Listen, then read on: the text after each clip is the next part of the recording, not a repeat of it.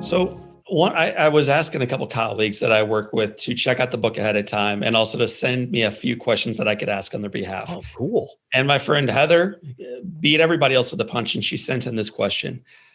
Please ask Peter, how do you ask questions and try to understand where the other side is coming from without offending in a climate where honest questions can get you canceled?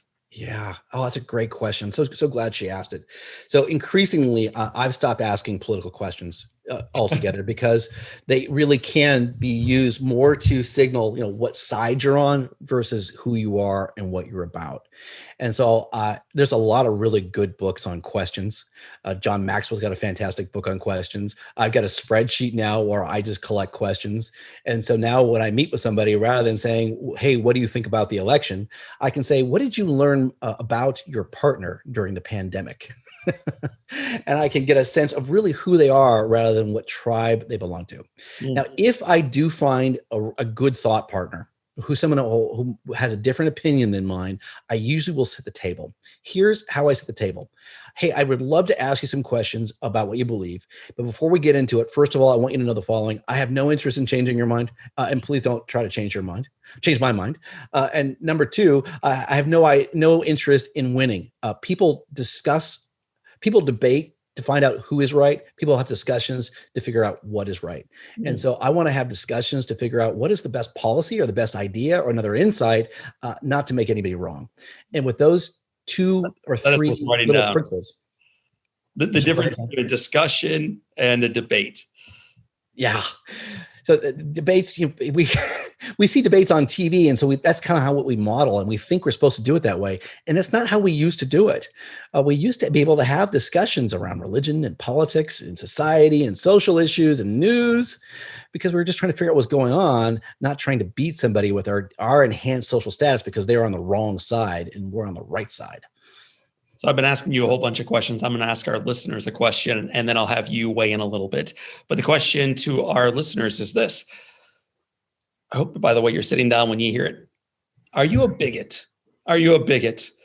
And let me define it for you because it shows up in Peter Montoya's book. A bigot is a noun. It is a person who is intolerant of or biased against dissimilar creeds, beliefs, or opinions. Someone who is irrationally and flexibly connected to a conviction, a judgment, or a faction. In particular, antagonism or prejudice against others based on their belonging to a particular group. So Peter Montoya, if that is the definition of a bigot, it probably suggests that just about all of us, unfortunately, are. Yeah, I think that heard the definition of bigotry. I assumed it meant only being racist.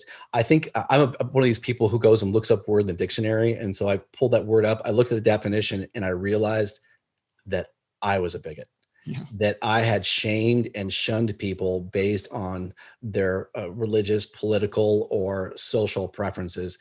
And it was a real hard look in the mirror. And I came to realize that bigotry is bigotry. We look at racism as being absolutely and completely taboo. If most people were to use a racial slur, we probably wouldn't talk to them ever again. However, it's become okay for us to use political slurs.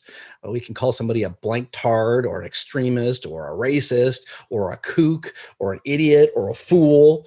And those words, for some reason, are okay in our society. And I'm here to say they're no better than using a racial slur.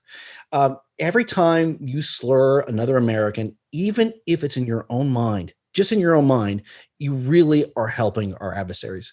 The two or three biggest winners in the last 5 years are Iran, North Korea, Russia, and China. So if you are consuming media that spends most of its time demonizing other Americans, and that's how you think too, I swear to you, you are not helping America in any way. We think that to fight for our country is to argue with somebody else and to make them wrong.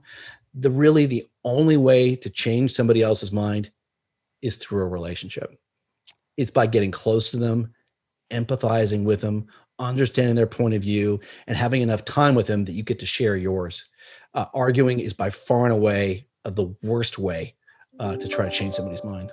So are you trying to tell me that posting that someone's wrong on Facebook or Twitter doesn't usually get the job done?